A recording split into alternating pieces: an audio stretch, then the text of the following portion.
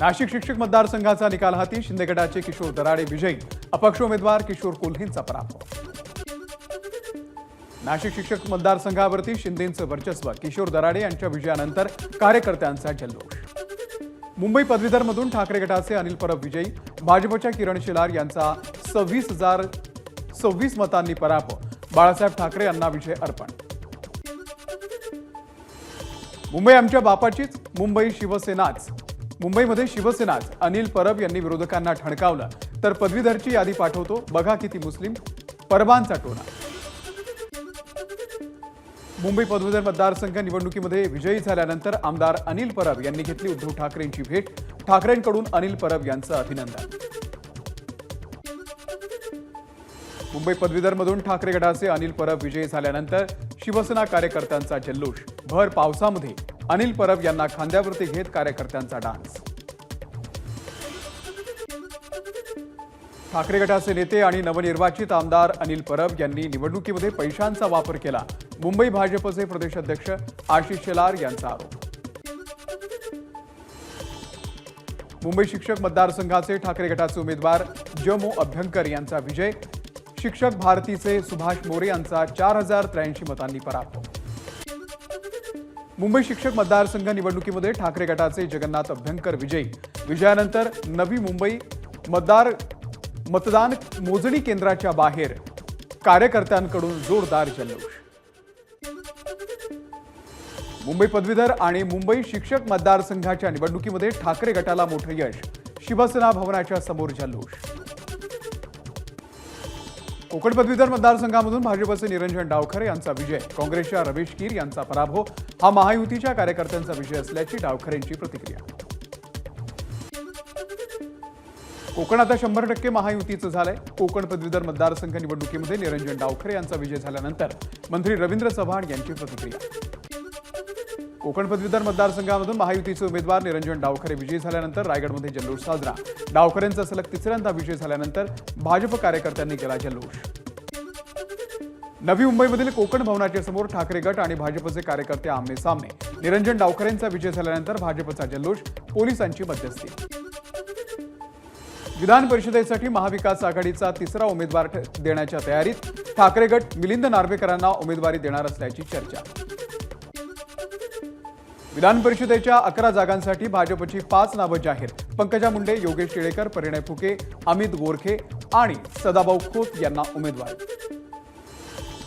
पंकजा मुंडेंना विधान परिषदेची उमेदवारी जाहीर होताच बीडच्या परळीमध्ये मुंडे समर्थकांचा जल्लोष, छत्रपती शिवाजी महाराज चौकामध्ये फटाके फोडत केली घोषणाबाजी। विधान परिषद निवडणुकीसाठी परिणय फुके यांच्या नावाची घोषणा, गोंदियाच्या गोरेगावमध्ये कार्यकर्त्यांचा फटाके फोडून जल्लोष। विधान परिषदेसाठी राष्ट्रवादीकडून शिवाजीराव गर्जे आणि राजेश विटेकर यांना उमेदवारी, आज दोन्ही उमेदवार आपला उमेदवारी अर्ज दाखल करणार। शिवसेना शिंदे गटातून लोकसभेचं तिकीट न दिलेल्या माजी खासदारांना विधान परिषदेमध्ये संधी, भावना गवळी आणि कृपाल तुमाने यांच्या नावाची घोषणा। काँग्रेसकडून विधान परिषदेसाठी दिवंगत खासदार राजीव सातव यांच्या पत्नी आमदार प्रज्ञा सातव यांना संधी, सलग दुसऱ्यांदा प्रज्ञा सातव यांना विधान परिषदेची उमेदवारी। काँग्रेस आमदार प्रज्ञा सातव यांना पुन्हा विधान परिषदेची उमेदवारी जाहीर, सातव समर्थक आणि काँग्रेस कार्यकर्त्यांमध्ये आनंदाचं वातावरण। महाराष्ट्र विधानसभा निवडणुकीसंदर्भामध्ये काँग्रेसची आज दिल्लीमध्ये बैठक, काँग्रेसचे अध्यक्ष मल्लिकार्जुन खरगे, महाराष्ट्राचे प्रदेशाध्यक्ष नाना पटोले यांच्यासह प्रमुख नेते या बैठकीला उपस्थित राहणार। मुंबईमध्ये ठाकरे गटाकडून वीज बिल प्रश्नावरती आज मुंबईमध्ये आंदोलन, विविध मागण्यांसाठी ठाकरे गटाचे पदाधिकारी आणि कार्यकर्ते निदर्शनं करणार। मुख्यमंत्री लाडकी बहीण योजनेसाठी आजपासून ऑफलाईन अर्ज स्वीकारले जाणार, हिंगोलीचे जिल्हाधिकारी जितेंद्र पापळकर यांची माहिती। बुलढाणा जिल्ह्यामधल्या जळगाव जामोदसह अनेक शहरांमध्ये लाडकी बहीण योजनेच्या नोंदणीसाठी महिलांच्या मोठ्या रांगा, योजनेसाठी कागदपत्रांची जुळवाजुळव करण्यासाठी महिलांची लगबग। अकोल्यामधल्या सेतू केंद्र आणि तहसील कार्यालयामध्ये लाडकी बहीण नोंदणीसाठी महिलांची मोठी गर्दी, या योजनेच्या अंतर्गत लाभार्थी महिलांना प्रति महिना 1,500 रुपये मिळणार आहेत. अकोला जिल्ह्यामधील अकोटमध्ये लाडकी बहीण योजनेसाठी नोंदणी करण्यासाठी सेतू केंद्रावरती महिलांची प्रचंड गर्दी. महिलांची गर्दी अनियंत्रित होऊ नये म्हणून सेतू केंद्रावरती पोलीस बंदोबस्त. राहुल गांधींचं भाषण सुरू असताना पंतप्रधान मोदींनी संपूर्ण हिंदू समाजाला हिंसेशी जोडणं योग्य नाही असं म्हणत रोखलं, तर अमित शहा यांनी या वक्तव्यासंदर्भात राहुल गांधींनी माफी मागावी असंही म्हटलंय. अग्निवीर योजना लष्कराच्या विरोधात असून देशाच्या विरोधात आहे. हे तरुणांच्या विरोधात. आमचं सरकार आल्यावरती ही योजना बंद करू. राहुल गांधी यांची अग्निवीरवरून मोदींवरती टीका. नरेंद्र मोदींनी अयोध्येमधून निवडणूक लढवण्यासाठी सर्व्हे केला तेव्हा त्यांना अयोध्येतून निवडणूक लढवू नये असं सांगितलं गेलं. जर मोदी तिथून लढले असते तर त्यांचा पराभव झाला असता. म्हणूनच ते वाराणसीमध्ये गेले. राहुल गांधींची मोदींवरती टीका.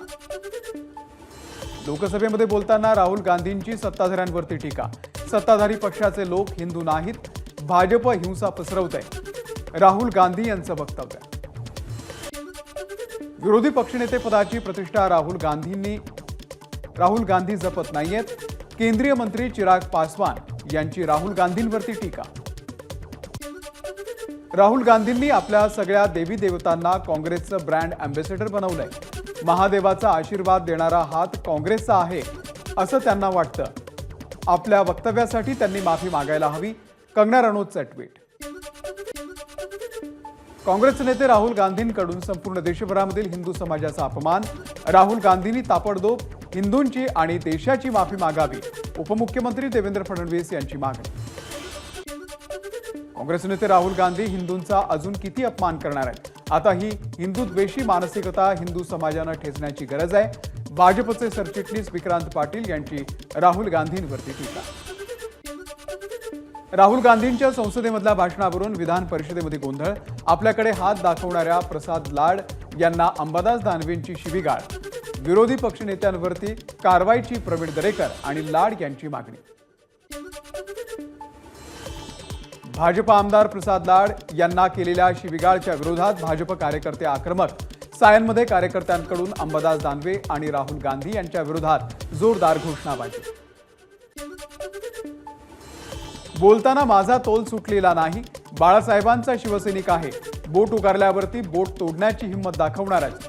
विधान परिषदेमध्ये राहुल गांधींचा विषय काढण्याची गरजच नव्हती. दानवेंचं वक्तव्य.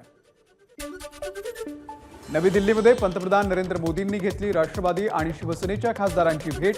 यावेळी पंतप्रधान मोदींनी खासदारांकडून महाराष्ट्रातील विकास कामांचा घेतला आढावा.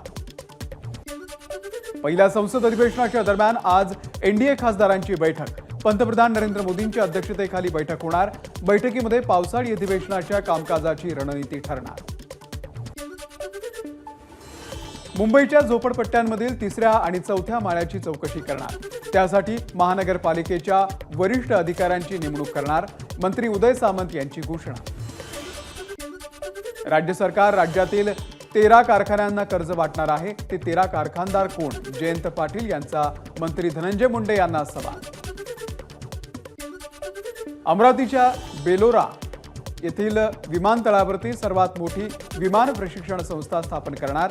दक्षिण आशियातील सर्वात मोठे FTO स्थापन करण्यासाठी MADC आणि एअर इंडिया यांचा संयुक्त करार. दुधाचे दर 30 रुपये स्थिर ठेवण्यावरती चर्चा. मंत्रालयामध्ये दुग्ध विकास मंत्री राधाकृष्ण विखे पाटील यांच्या उपस्थितीमध्ये झालेल्या बैठकीत निर्णय. 30 रुपये हा दर खासगी दूध उत्पादकांना देखील लागू होणार. ABP माझा, उघडा डोळे बघा नीट.